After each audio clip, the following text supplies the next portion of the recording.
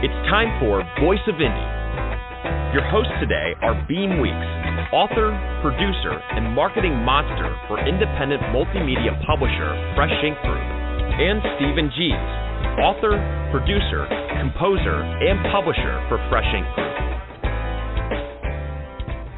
Well, looky there, it's Wednesday evening again. Hello, everybody. Welcome to another live episode of the Voice of Indie podcast. This is episode number 216, and we are happy to be back after taking a week off. I am your host, Beem Weeks, and with me over there is a scoundrel, Mr. Stephen Gies. How you doing, scoundrel?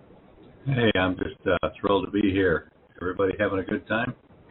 Yeah, you're kind of breaking up a little bit. Not to where I can't understand you. There's just a little pop in there, but everybody's having a good time. Say it again. Is that better? Yes, yeah, that sounds all right. We're working on brand spanking new computers, everybody. Fresh out of the box and trying out the new gear. So hopefully it all sounds well. So how you been? Been busy. We've been putting books out. You'd think a publisher would find something better to do, but nope, books is where it's been. We've got a book that just came out this week, Sunrise Over the Pumpkin Patch, The Adventures of a Rebellious Girl, with a cool 1960s theme cover art on the cover. This is by Karlyle Tomms, who happens to be tonight's guest, so we'll have to see if he's got something to say about Sunrise Over the Pumpkin Patch, The Adventures of a Rebellious Girl. But for those of you who want to make sure you have your copy ordered before Karlyle comes on, get over there and order it now. Hardcover, softcover, ebooks. Sunrise. Yeah, you're popping again. It's sounds like you got a loose connection somewhere. We've also got Journey Through the Lens, a creative guide to nature photography, coming out soon. This is Angie Birmingham. She is a fantastic photographer. She knows what she's doing. We've seen the proof of this. The pictures are exquisite, extraordinary, and great examples of work that you can learn to do if you follow her instructions in this book. So if you're into photography and you want to become better, Journey Through the Lens, creative guide to nature photography, coming soon. And if you want to be part of tonight's show, we've got ways that you can do that. You can call in and you can talk to us on the air. We will take your call on the air. Or you can do this on X through a post. It used to be called a tweet. And here's how you can go about doing all that. Call 516-453-9902 right now with your questions or comments for tonight's guest. Or post a note on Twitter with hashtag Fresh Ink Group in the body of the tweet, and we'll read it on air. That's 516-453-9902 or hashtag Fresh Ink Group on Twitter. Now, over on X, we already have a post from Verwayne Greenhow. He says, the wife and I are eating early so we can gather around the radio and listen to author Karlyle Tomms talk with Voice of Indie host Stephen Gies and Beem Weeks. So good to have you on board, Mr. Greenhow, and wife Lisa. So cool. I see we've already got a caller lined up. So now that Journey Through the Lens by Angie Birmingham, that book's ready to go. So that'll get published sometime in the next day or two here and be for sale by the time we get on the podcast next week. We've got another book that's ready to publish. We're going to wait a couple of weeks so we can do a pre-sale and meet her release date. A Noble Bargain, Book 2 of the Bargainers series by Jan Sykes. Yes, that sucker is ready to go. We get ready to put that thing out in the coming weeks. So watch for A Noble Bargain by Jan Sykes. All right. And here's a cool book, another one that's got a little bit of photography, not a little bit, but a lot of photography in it. It's Trains of Alabama, short lines, rail yards, engines, heritage units, rail fan photos, and more, with an introduction by world wildlife photographer Angie Birmingham, whom we just mentioned, by Braden Dexter Green. That is coming out soon, and Braden's taking some really cool pictures. He's a train enthusiast, knows what he's doing, knows what he's looking at, so you'll get all the ins and outs of the train world that runs through Alabama and maybe parts beyond. You'll have to buy the book and find out. Yeah, here's another book that's going to be out pretty soon here. Loretta Spencer, A Passion for Service, a candid memoir by the first woman mayor of Huntsville, Alabama. Yeah, that book's cool. It's just packed with vintage photos. Last week on the podcast, 2 weeks ago on the podcast, I mentioned that I was still editing those photos. I'm still editing them. I've got it down to about the last 17,000, so a little bit of luck this thing will be out pretty soon. All right. Operation Vela Redux, a Mac McDowell mission. That's coming soon. And as a matter of fact, we got the final prints today, and proofs, I should say, final proofs, and got those ready to go. Waiting on the book covers and the EPUB, and we'll be putting that stuff up there and letting you know on this show and in the newsletter. Also coming out by Robert G. Willis-Croft, who wrote Operation Vela Redux, is the Star Child Saga #4, the Iapetus Federation, coming soon. And keep your eyes and ears open, because Dr. Willis-Croft is a writing machine. Yeah, and he's an audiobook machine, too. What's going on with the Willis-Croft audiobooks? Yeah, just started the new one, Keyed. Was that Civilization? Which one is that one? Not in hiding. The Lost Civilization, I believe. The Lost Civilization, that's the one. The one we just did was Ran, A Civilization in Hiding. That's out now. You can go and buy that at Amazon or wherever it is you buy audiobooks. I've just started working on Keyed, and I love these books. They're entertaining, but it's a lot of fun putting it together as well. So this we're looking at, maybe another month or so, and these will be ready to go, but we'll wait and see. Sometimes they go quick, and sometimes they take a little bit of time. So, right. There you go. Matt's Murder by Patricia Guthrie. We've had Patricia on the show a few times. She did the short story collection Eerie Charm. She did the novel Legacy of Danger, and Water Lilies Go for My Grave. Those are the three that we've published so far. Matt's Murder by Pat Guthrie. She's just finished this thing up, and we're getting ready to put that thing out in the coming weeks as well. So watch for Matt's Murder by Patricia A. Guthrie.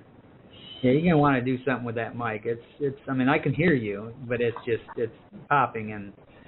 Yeah, I believe Patricia is listening on hold right now. So as well as Dr. Helen Burrell, they're both listening on hold. We'll get to Patricia if she has a question. We'll find out. All right, another one coming out soon is Verwain Greenhose, Dealing with Grief. That is coming soon. Finishing touches and all that good stuff being added to it, and keep your eyes and ears open. All right. So I'm messing with my microphone here. Janelle A. Jordan's The Reality of Interpersonal Leadership, a guide to leading authentically. That's going to be out soon, too. We've got the book finished, and the cover art was approved, and we're just laying in the final titles, and that thing should go probably within 4 or 5 days.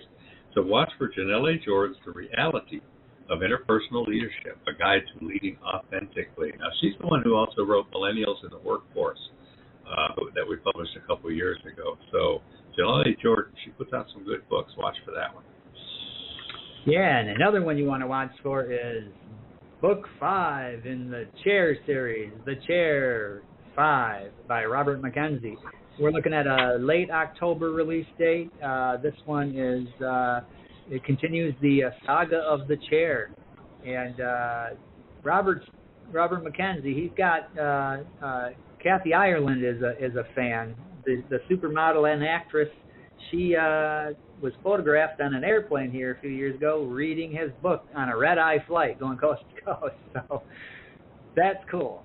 Now the Chair 5. This will complete the 5-book series, but you never know. There might be a 6th book, and the way you can find out if there is a 6th book is to read our newsletter. If you're not subscribed to it, here's how you can get subscribed to the newsletter. That'll tell you everything you need to know that's going on with Fresh Ink Group, Indie Publishing, Voice of Indie Podcast, and the publishing world. Stay on top of these podcasts and all things Fresh Ink Group with our weekly digital newsletter, new releases, videos, stories, excerpts, interviews, and more. Sign up now on the homepage of freshinkgroup.com and be the one who knows what's what. All right, let's take a quick look at what's going on in the top 25 print bestsellers from Fresh Ink Group. In the number 25 slot, The Rise and Fall of a Construction Giant, the history, people, and stories of CFW construction That's by Dick Farrer Jr. He's up there in Fayetteville, Tennessee with his wife, Martha.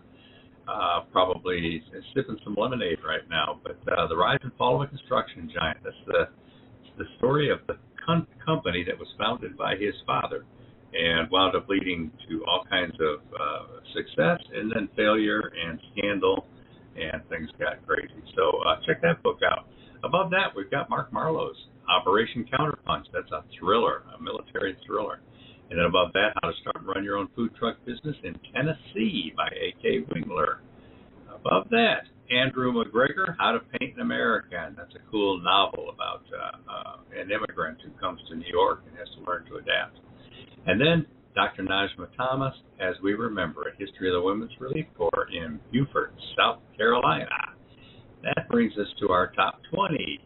Celebrate 98, The Untold Stories Behind the Tennessee Football Vols 1998 National Championship by Dave Hooker. And that's the hardcover edition, Beam. People are wanting to keep a copy on the shelf and keep it around for a while. Now, paperback edition of Abigail H. Huginey and Mary L. Smalls' Mr. President, I've Got Your Back, the First Ladies of South Carolina State University. They got an update on their trailer, don't they, Beam? They do. The new trailer, it's the same trailer. It's just got new music in it. So that's up on YouTube now. The music that we used for the audio commercial, it was so catchy to Mr. G's here, and then he wanted to share that with his lady friend. And what had happened was that I had done the trailer first, and I used a different music for it. And when I was putting together the audio, I found this really cool music. So I ended up swapping out the original trailer music and put the really cool stuff in it. So get over there and check it out. Cool. Check it out. Next up, Abigail Huginey again. There Must Be Something in the Water. Anthology of the Fourth Generation, Descendants of Green Pond After the Emancipation. That's some serious African American history. What a cool book. Now, Jeannie Sharp, A Chance to Choose, a Second Chances novel, hardcover edition. That's moving up the list here, and it's been quite a while since we put that out. Now, the paperback edition of The Rise and Fall of a Construction Giant is next on the list, followed by the paperback of Dr. Helen Burrell's American Agony, the Opioid War Against Patients in Pain. And, of course, we've got to have a Kenneth Lindquist on here, How to Teach Driving, the Instructor's Edition, paperback. Now, it's time for Nell Cooper. We published Nell Cooper's Princess Lilith chapter book for kids many years ago. She was one of the first Fresh Ink Group authors. And now her second book, Nowhere to Go But Tomorrow, is a novel for adults. It's very cool. And that's next up on our list. And above that, Abigail Huginey again, Mr. President, I've Got Your Back, First Ladies of South Carolina State University. And then Dr. Janice D. Toney's Daddy Yo-Yo and the Legendary Marble Tournament. That's an illustrated chapter book about bullying for kids. Yeah, so that's 4, 5, 6. That's number 7. That brings us to number 6. Dave Hooker's Celebrate 98, the paperback edition of the Untold Stories Behind the Tennessee Football Vols 1998 National Championship. And that brings us to number 5. We're number 5. It's Jerry Pate. Submariner, 30 Years of Hijinks and Keeping the Fleet Afloat by retired U.S. Navy Lieutenant Commander Jerry Pate, 60-chapter memoir. If you like Navy stories, if you like submarine stories, if you like water, check his book out. Top 4, I Won't Be Your Scapegoat, David Carroll's Homemade Social Media Blunders. That's just a laugh out loud, ha ha ha ha. Cool mistakes that people put in social media, misspellings and misused words and whatnot. Beem and I laughed out loud when we were working on this one. It's a funny one. It's a funny one. Now that brings us to the top 3, and we're going to do what we did last time and split it up. The number 1 and 3 book is the same book. Hardcover in the number 1 slot, paperback in the number 3 slot, and between them, at number 2, the paperback edition of new novel, Nowhere to Go But Tomorrow by Nell Cooper. Congratulations on that, Nell. A fantastic book, too. I can attest to that. Now, that leaves us with 1 and 3.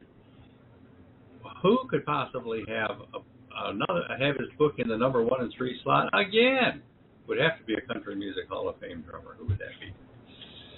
I would think that would be Mark Herndon from the country supergroup Alabama.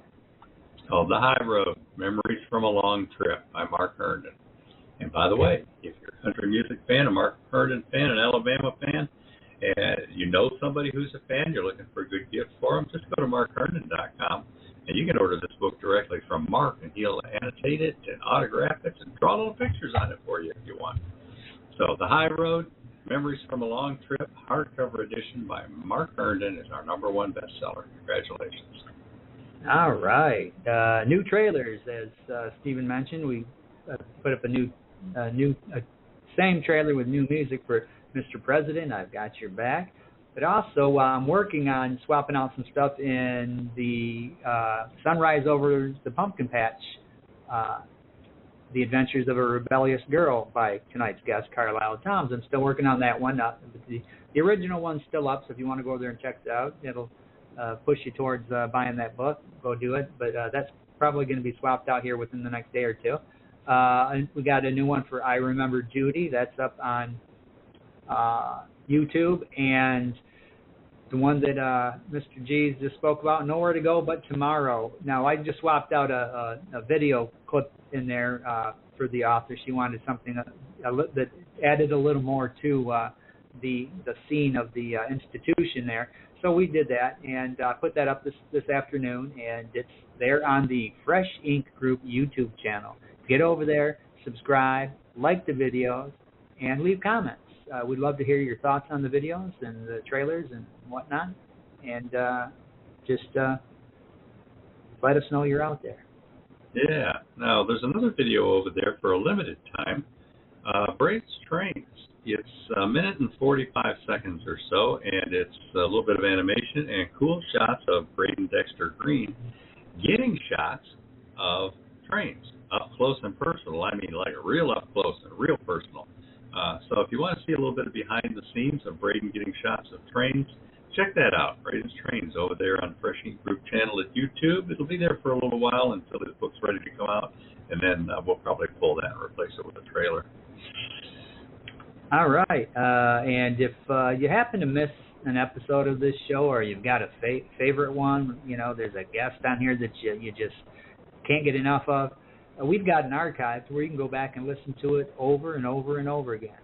And here's how you can find all of our old episodes. Find your favorite show in the Voice of Indie archives on YouTube at Fresh Ink Group, StephenG's.com, BeamWeeks.com, FreshInkGroup.com, and on Spotify. And now, you can listen on iHeartRadio and tune in. Just search The Voice of Indie, all one word.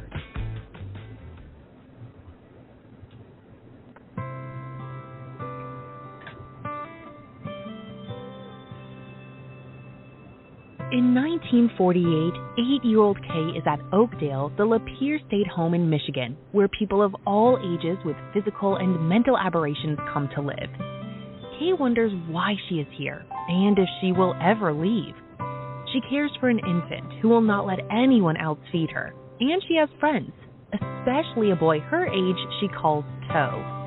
When Kay and Toe grow close as teens, she discovers the home has scheduled surgery that will change her life. With the clothes she's wearing and the file containing her life story, Kay flees late one dark night. Toe tries to chase after her, but a fateful accident robs him of the chance to seek the love of his life. Will Kay ever experience the kind of family she has longed for?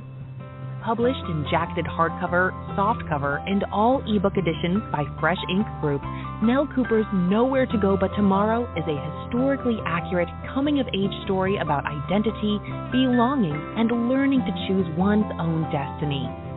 Read Nell Cooper's Nowhere to Go But Tomorrow.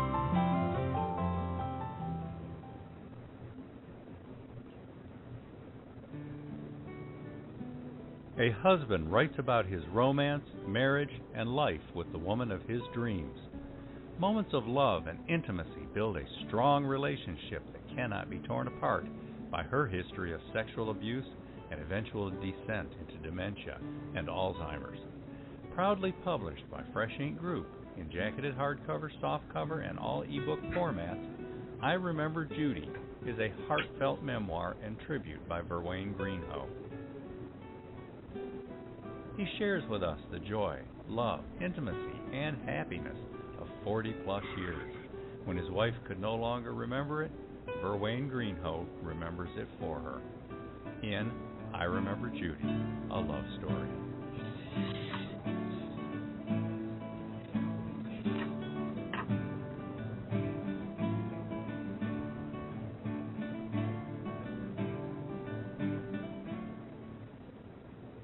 All right. Hey, how about we meet this week's guest? All right. Hey, his name is Karlyle Tomms. That's Karlyle with a K, and Tomms is Tomms. Karlyle Tomms is an award-winning author who grew up in the rural Ozarks. He began writing fiction later in life and has written for different regional magazines and newspapers over the years. He has often been selected to speak at both professional and non-professional events, as well as radio talk shows. His first novel, Confessions from the Pumpkin Patch, won the 2016 New Apple Awards Medal for General Fiction and was endorsed by Meredith Sisko, who is known for her work with the Oscar-nominated and Sundance Grand Jury Prize-winning film Winter's Bone, starring Jennifer Lawrence. That sounds like a Daniel Woodrell story there, doesn't it, Beem? Yes, it does.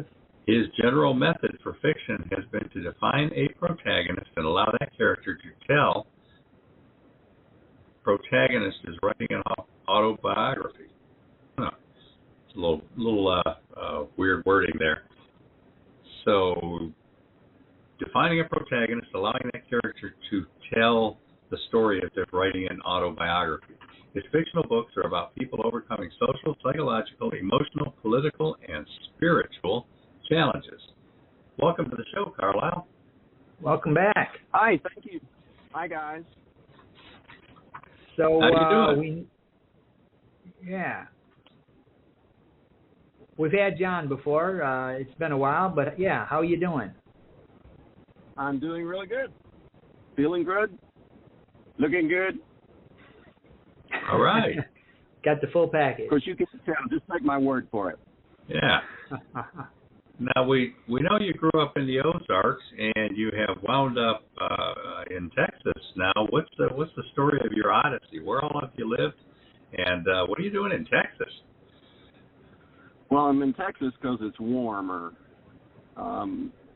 Grew up on the border of Arkansas and Missouri, and then I moved to college, and then I moved to Little Rock, and then I moved to Nashville, and then as my grandma was beginning to drift into dementia and other things happened, I moved back to the Ozarks for 19 years, and then the winter of 2013-2014 was way too cold for me, so I moved to South Texas, Coastal Bend. Why there? Huh? Why there? What made you pick that? There's lots of warm places you can go. I actually was looking for any place with palm trees, but the job happened to come available here. All right. What is the job? So, what is the job? Yeah, retired from the job now and writing full time. Well, what's the job? The job was as a mental health social worker for the VA. That's right. So you're writing full time now. Tell us about your writing history. As a child, were you a reader and a writer, and have you been doing this your whole life? If not, what brought you to writing? Because you've got some really good books that you've put together. My dad was a prisoner of war in Japan in World War II, and the first book ever published about Japanese prisoners of war was written about my dad, and that was Laughter in Hell by Stephen Merrick. It was published in 1954. When my mom died, I was 5 years old when she died, and I had a copy of his book that he had autographed to my mom, and I didn't meet him till I was 18, but I had that book, and I think that was a little bit of an inspiration for me to write. And so I've been writing something just pretty much ever since I've been able to write, and wrote my first play in the 6th grade. and wrote a lot of poetry when I was in high school, and some of that's going to be in this next book that I'll be coming out with, The Gulls Are Always Laughing. What's that going to be about? What's the good? Yep. This is a previously published story, The Gulls, right? And then you're updating it?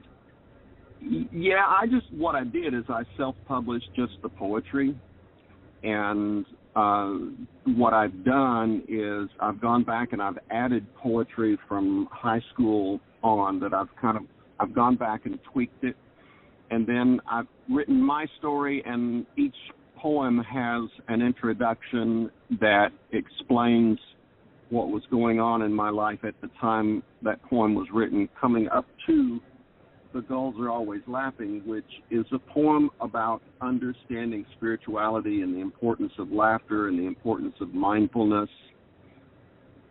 You know, when I had a really rough move when I came to Texas, and the Gulls, just right across the street was a park, and I would go over there just to calm myself down after work and listen to the gulls, and I noticed that they always sounded like they're laughing.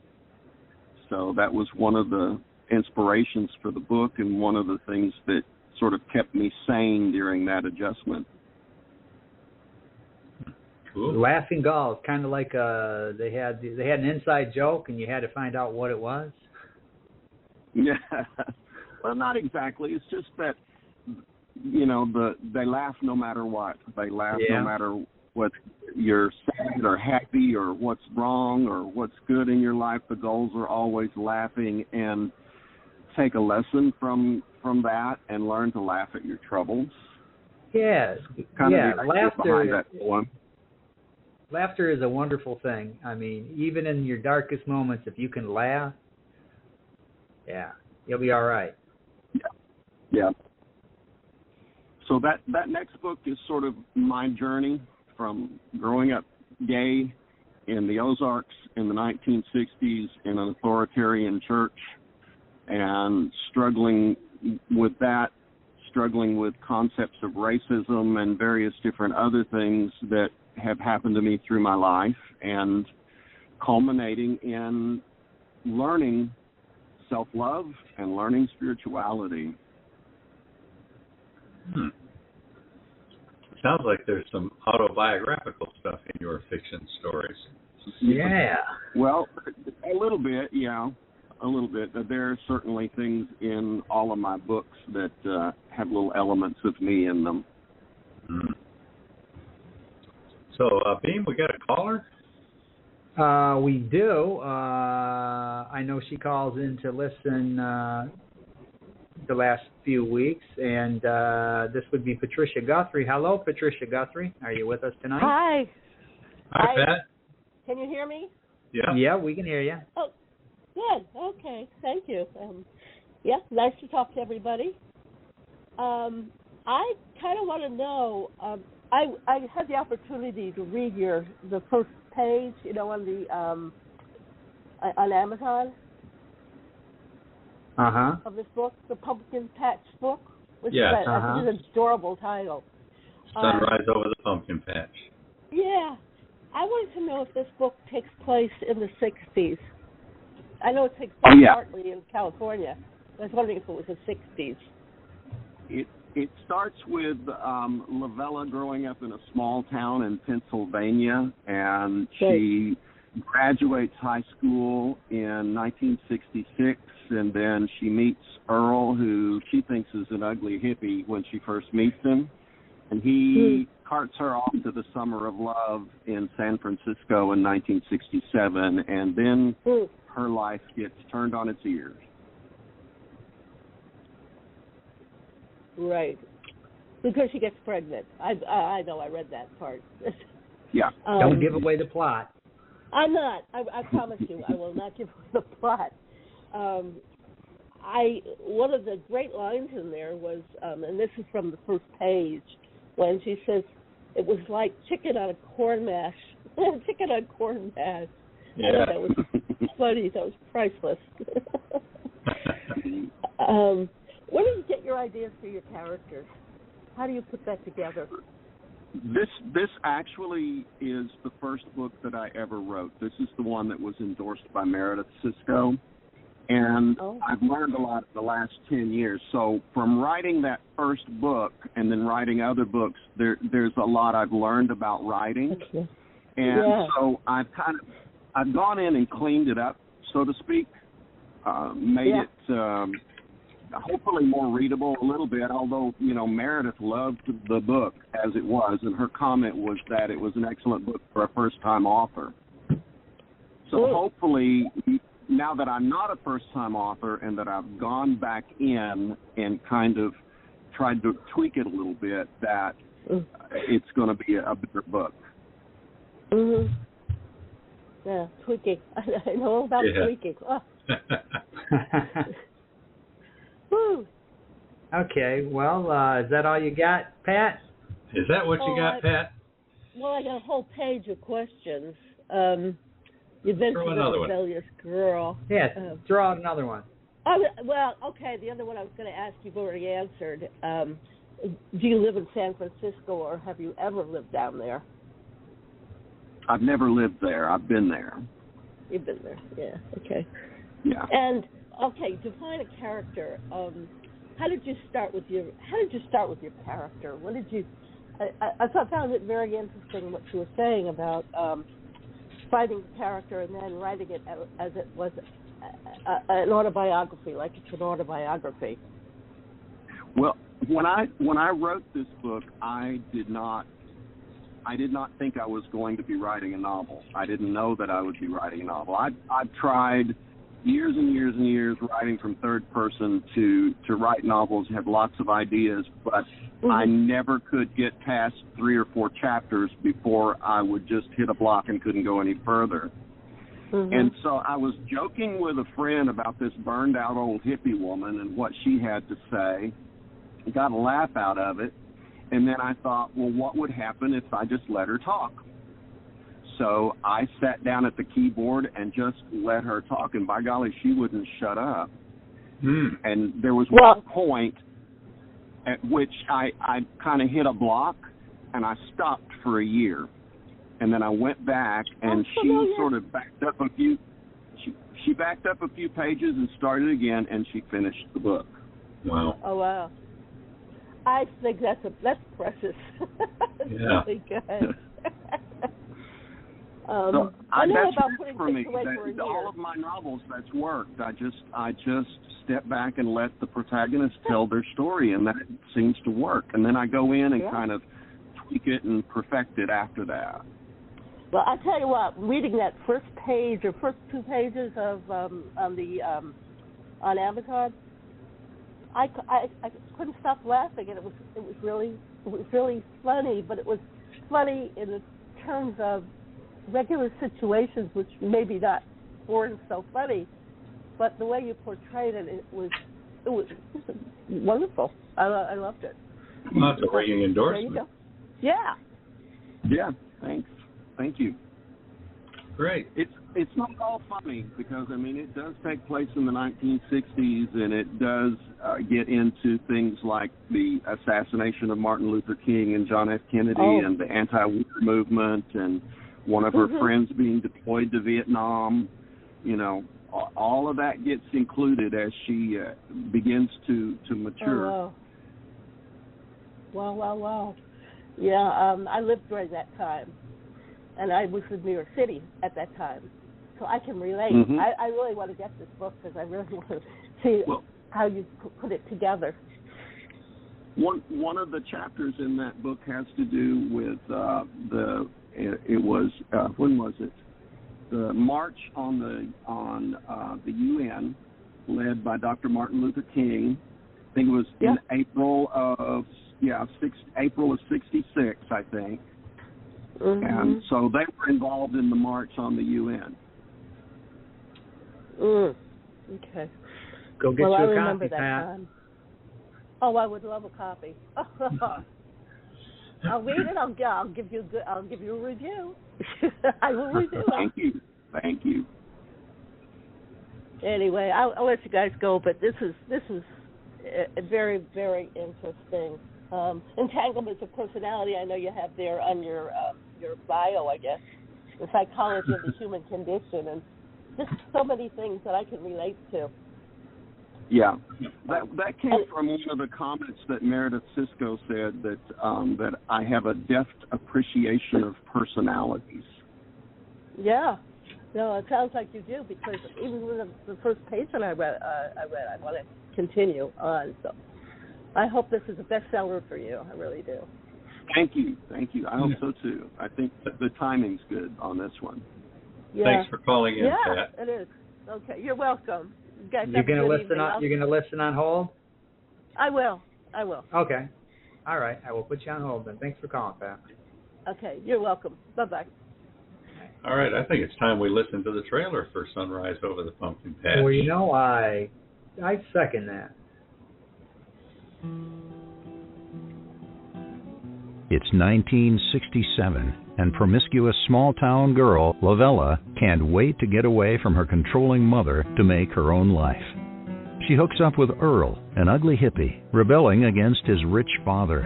At a time of severe racial tensions and the burgeoning civil rights movement, Earl whisks her off to San Francisco to experience the summer of love. Acid trips, a gay love affair, and deep betrayal eventually lead to Lavella's pregnancy, with a biracial child that Earl will accept, but which Earl's father won't. Lavella quickly discovers there is more to her mother's control than she ever could have imagined. Sunrise Over the Pumpkin Patch is a rich family saga by Karlyle Tomms, author of The Calling Dream and Edge of Smoke. Proudly published by Fresh Ink Group, Sunrise Over the Pumpkin Patch is available worldwide in jacketed hardcover, softcover, and all ebook formats. All right, that's the new book by Karlyle Tomms, the new novel. It just got released this week. Get over there and order your copy. And why don't you call in? Have a question or a comment for Karlyle Tomms at 516-453-9902. Yeah, and just like that, your microphone sounds good. How about that? What'd you do, slap it around? No, didn't touch it. Okay. All right, so how about we shift gears there and start to talk a little bit more about the pumpkin patch. You guys want to talk about that? We just talked a little bit with Patricia about it and played the commercial. A little more of the story, or do you want to talk about the calling dream? Well, I think pumpkin patch is kind of on my radar right now. Yeah, well, we're going to cover the other ones too. This would be the right time to pumpkin patch. Yeah, the one of the key elements in this story is Lavella's relationship with her mother, and in many ways it's a mother-daughter story, and in many ways it's a love story because it's a love story between her and Earl, the hippie. But it's also a story about her conflicts with her mother and her mother's control as she's growing up. And then when she discovers things about her mother that she never knew, it helps her to begin to see her mother from a different perspective. You know, so there's that. And in terms of the calling dream, that's kind of my childhood described in that book. You know, I used for my visualization of that book, I used the farm that I grew up on to describe how Ronnie was growing up in his experience in Arkansas. Okay. Now, you know, talking about pumpkin patch, that Lavella, you know, as time went on, she saw her mother in a you know, kind of in a different light. Maybe understood her a little bit more.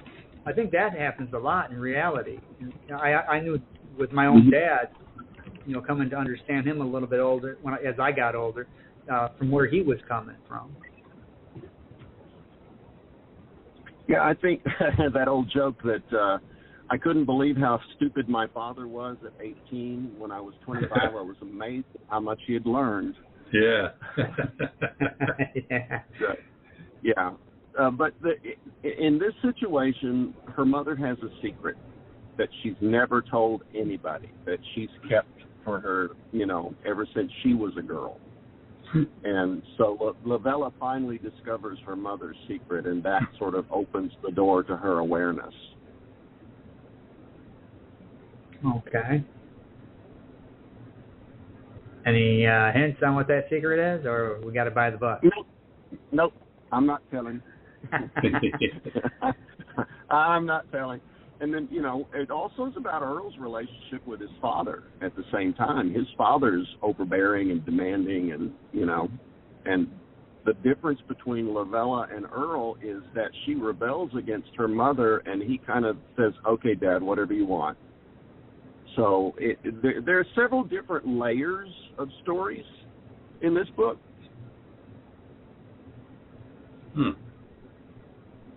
Yeah, those tend to be the better kind of stories when they're layered and they're not just, one-dimensional. Right. There's several stories in this story. So does this wrap up, or is there going to be like a sequel? Does this continue on into another book, or what's going on? I think it kind of wraps up, but there may be a spin-off. Tommy and Greta are Lavella's friends, and Tommy gets deployed to Vietnam. And I've thought about doing a spin-off novel about his experience in Vietnam. So that's a possibility. And there's already been the spin-off for In the Calling Green. Pastor Dennison has a tryst with Lavella, and then that connects to The Calling Dream, and he tells his story. So there are different characters in my books who then go on to tell their story in a different book, and it's interlocked with the other stories, the other books, but it's a completely different story. Yeah, all of your books are pretty much connected. Sunrise connected to The Calling Dream, which is connected to Edge of Smoke. That's an interesting way to do that, to kind of carry maybe not necessarily the same story, but a character over to another story, and then kind of fills that character out a little bit more. Mm-hmm. Yeah. So, I kind of thought of it, when I first thought of it, I thought of it as the Soul Encounter series, and it's not really a series in the traditional sense in that, it's, you have like Lord of the Rings that goes from The Hobbit through the other three books after that, and it's not a series like that, but these people who interact, it's like, you and I have this conversation. I have my story, and each of you has your own story. Every human being has a story. Every life is a novel. And so what I'm doing is I'm creating novels for different characters in different books. The next novel that I'll be writing, the lead character will be Sherry, and that's a spinoff out of Edge of Smoke. And Sherry is the niece of Jordan, who is the love interest in Edge of Smoke. And very Sherry interesting is his character. niece. Yeah. Cool. All right, people. Speaking of connection, you can connect with Karlyle Tomms if you pick up that phone and dial. Right now, the phone number is 516-453-9902. Call in, make a comment, ask a question, tell us a recipe for your favorite cookies, whatever. We look forward to hearing from you. We're going to play a couple more commercials right now and come back and talk to Karlyle Tomms.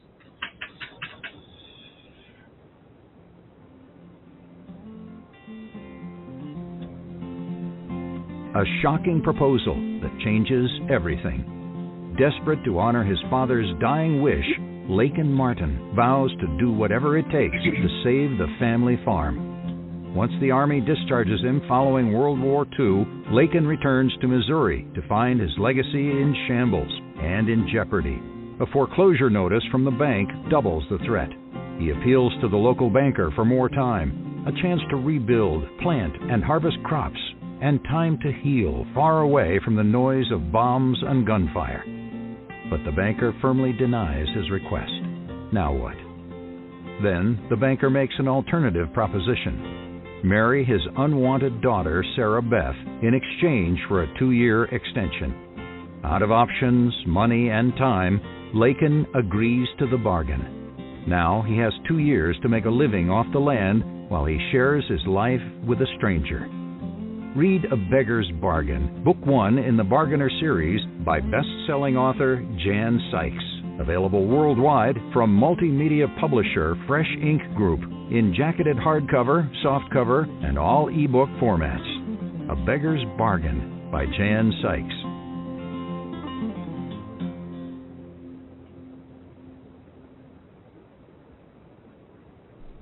Hey writers, got a short story looking for a prestigious anthology that will showcase your work alongside other top authors? Or maybe you've experienced a moment worth sharing, perhaps with some poignant meaning we could all appreciate. Fresh Ink Group is accepting submissions for our 2nd and 3rd volumes of the Fresh Ink Group Short Story Showcase to be released in hardcover, softcover, and all major ebook formats worldwide. There are no fees to enter. Winners are not only published, but are invited to become members with their own dashboard in the FreshInkGroup.com website. Head over to FreshInkGroup.com's Contests tab to learn more. Then grease up the old Underwood and get those shorts down so you can get your entries in sooner than later. And you readers, discover 49 wondrous tales already released in the Fresh Ink Group Short Story Showcase #1, available now in all formats worldwide. All right, yeah, so get those sent in. We just had a few more sent in over the past week and a half. I think it's 5 more.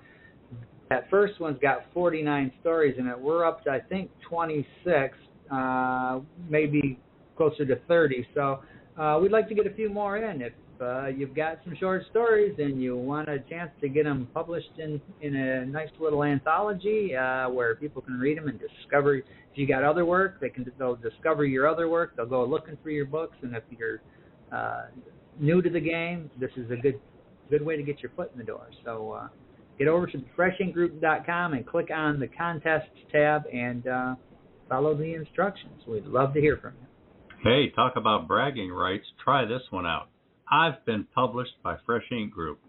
There you go. There you go. There you go. All it takes is one short story.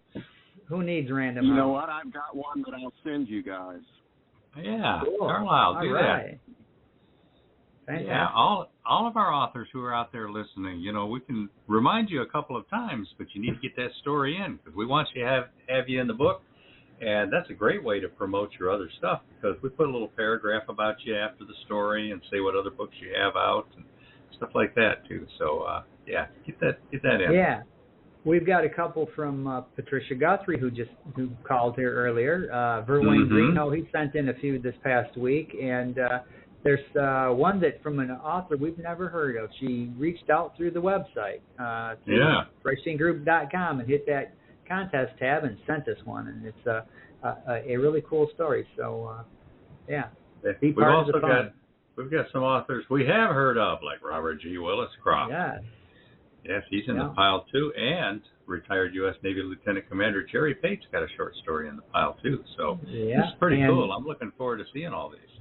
Yeah, and there's some others that have been on this show over the years that have sent in some. So yeah, we encourage you, get those to us. Yeah.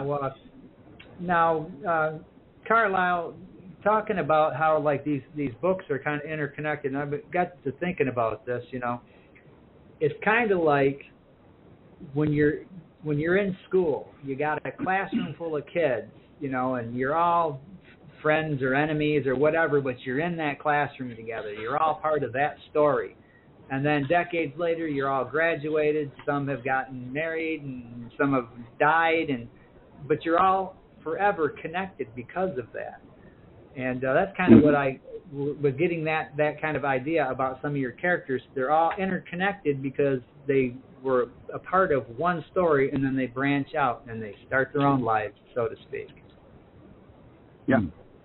Yeah, every life is multiple stories. And if you think there's over 7 billion people on this planet, and every single one of them has multiple stories, and they have stories that are unfolding. And that doesn't even cover the fictional stories. Yeah. Story is one of the primary characteristics of being human.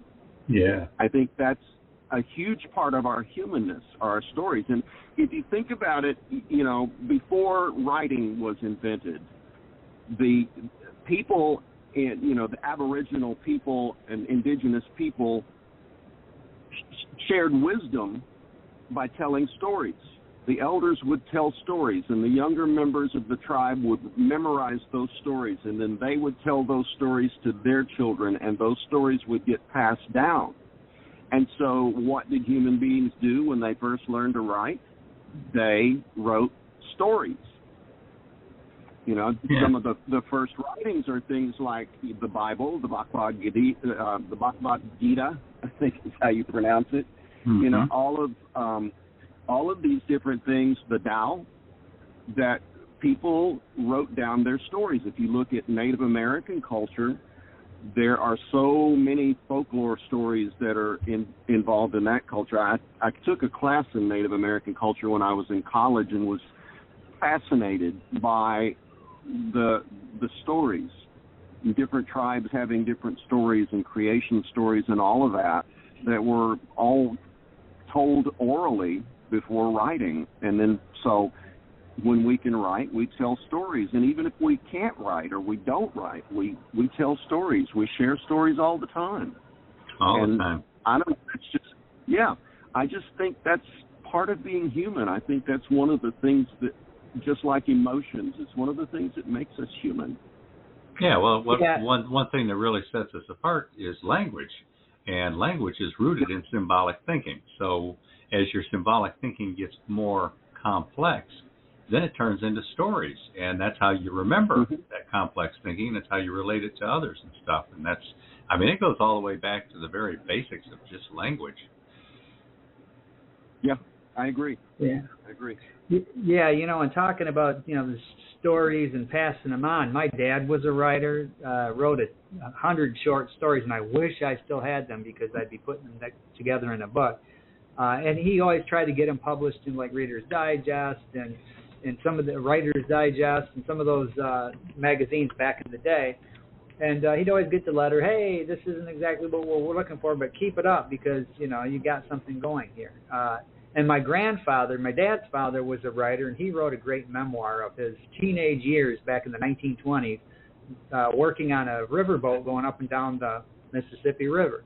A great story. I read that a couple of times.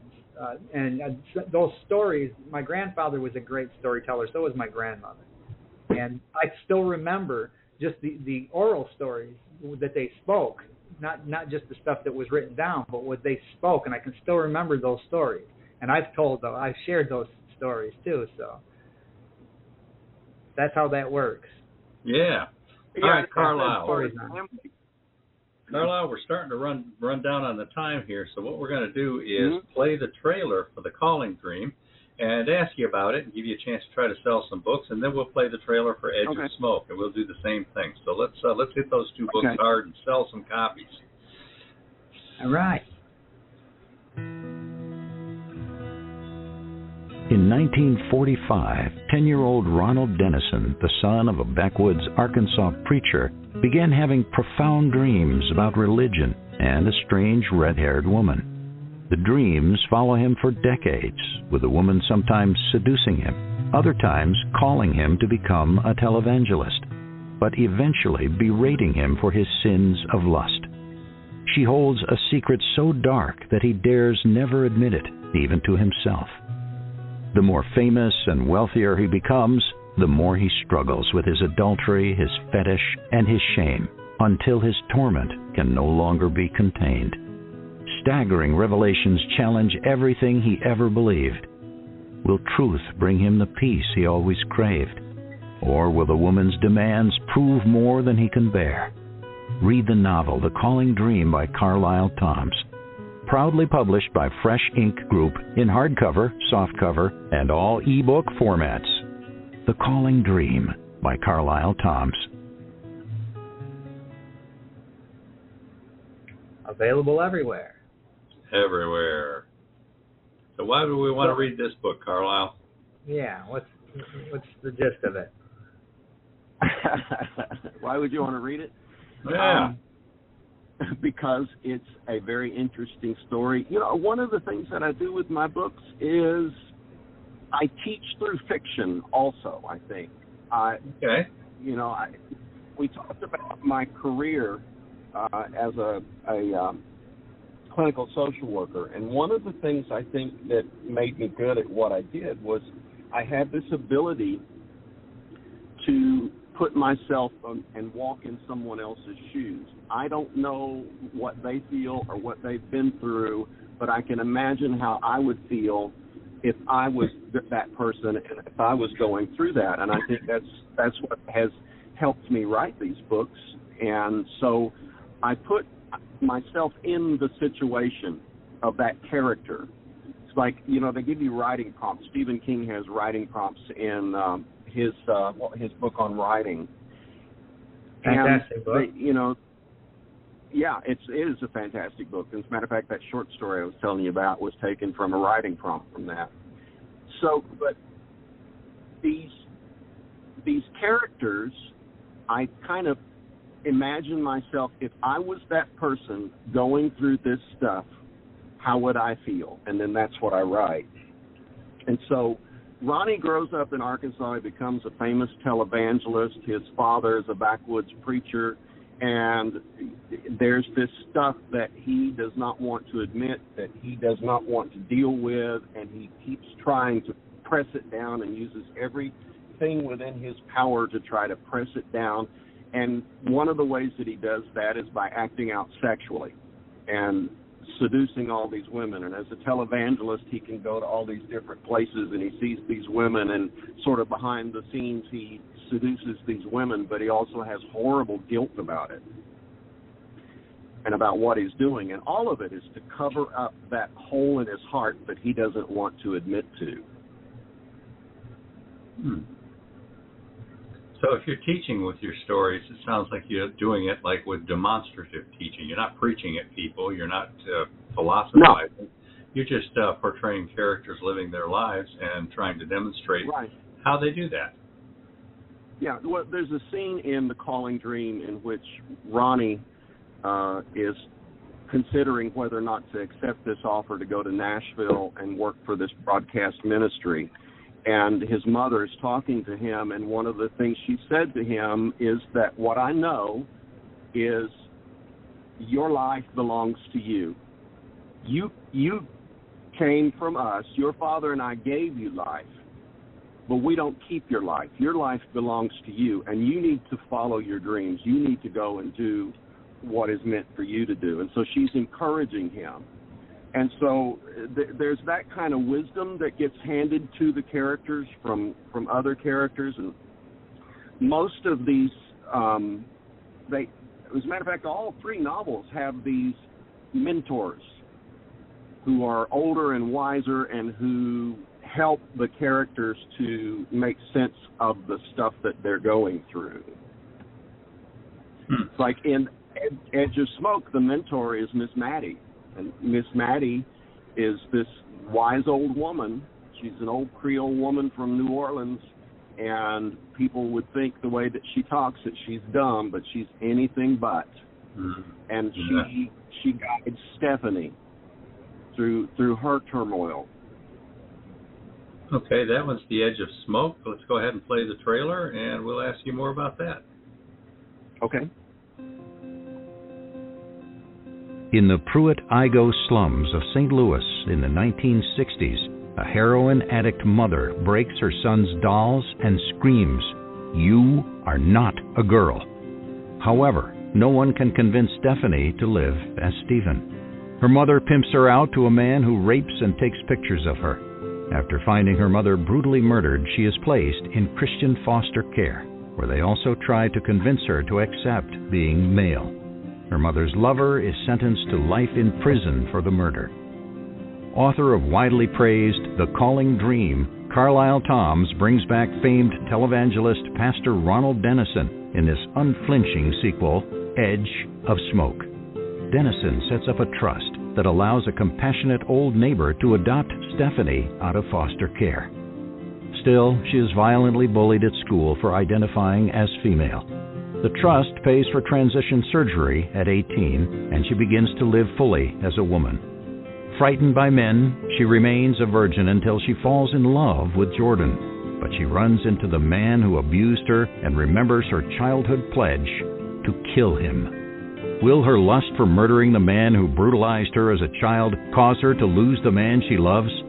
Proudly published by Fresh Ink Group, The Calling Dream, and now Edge of Smoke can be found anywhere and shipped everywhere in jacketed hardcover and softcover editions, or downloaded in all ebook formats. Edge of Smoke by Karlyle Tomms. All right. So, what's this one about? Well, Miss Maddie is the neighbor who, she's the one who accepts Stephanie and doesn't try to change her and loves her as she is no matter what, and at the same time guides her to understand that there are always going to be people who hate you. There's always going to be people who hate you for no good reason, and you have to learn to love yourself in spite of all of these people who are going to look at you for being different and look down on you for being different. But you learn to stand up and love yourself no matter what. And so that's the basic lesson that Miss Maddie teaches Stephanie as she grows through this process. And so the book, a lot of it is about Stephanie dealing with the abuse of her childhood, but it's also about her learning to love who she is and accept who she is. All right, so that one's Edge of Smoke. The Calling Dream is the book you talked about before that, and of course we've been focusing on the new release, Sunrise Over the Pumpkin Patch, all by Karlyle Tomms. Get out there and check them out, people. Now, Karlyle, as we wrap up here, you got some advice for other writers out there? Just keep doing it. To me, it's like I cannot not do it. You know, it has come out of me since I was a child in one form or another, and it continues to do so. I cannot not do it. And so if it's in you, it's going to come out. Sit down at the keyboard and let her rip. There you go. Good advice. Yeah. Now, how can people find you? How can they make contact with you? Social media, email, website? They want to learn more about you. Social media. Say hi. I have Instagram, TikTok, Twitter, LinkedIn. Those are the main ones that I focus on. And then my website is KarlyleTomms.com. And there's lots of information. I have a blog page on that website, and there's other links there from the website that people can check out as well. What are your handles on like Instagram and X? Just at Karlyle Tomms? On Instagram, it's at Karlyle_Tomms. And I think it's the same on X. And in TikTok, it's just Karlyle Tomms all run together. Yeah, and listeners, like Stephen always points out, we've got a contact option on the freshinkgroup.com page if you want to get a message to Karlyle Tomms or any other author or guest that we've had on this show. Just send it through, and we'll make sure they get it. Yeah, they can also link to all of my social media on the website. And I generally do a daily little mini blog on Instagram. Okay, wow. Cool. How ambitious. Yeah. All right. Now, Karlyle, we're going to invite you to come back next week, call in, listen, whatever, because we're going to have Angie Birmingham. Journey Through the Lens. She's going to be talking about her creative guide to wildlife photography. all kinds of cool tips on how to get those really good pictures. It's not just wildlife. She does landscapes and other stuff as well, too. Yeah. So Angie Birmingham will be our guest next week. And after that? After that, we've got a return visit from another Texas author, Jan Sykes. She's got her A Noble Bargain book coming out, book 2 in the Bargainer series, and we are looking forward to having Jan back on, and tune in for it. She's always a good interview. She's a lot of fun. And after that, we've got Janelle A. Jordan that's going to make a return trip. A couple of years ago, we published her Minority Millennials in the Workforce, and now she's coming out with The Reality of Interpersonal Leadership. It's even got some work forms and stuff in there as well. Very cool book. So Janelle A. Jordan's going to be our guest. And then after that, it gets a little more nebulous, but we got some stuff lined up. Like what we got in mind. We've got some of these other books that are coming out from our authors. We're going to be having them on.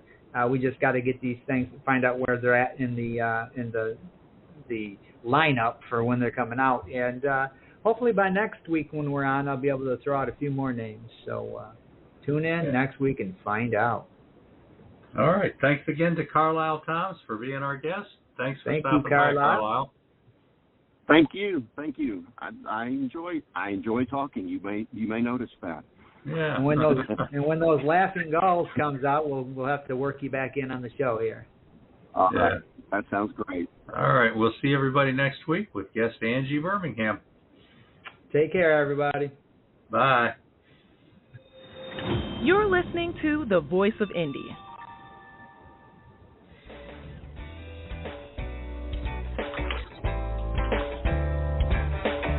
You've been a part of Voice of Indy, a production of Fresh Ink Group.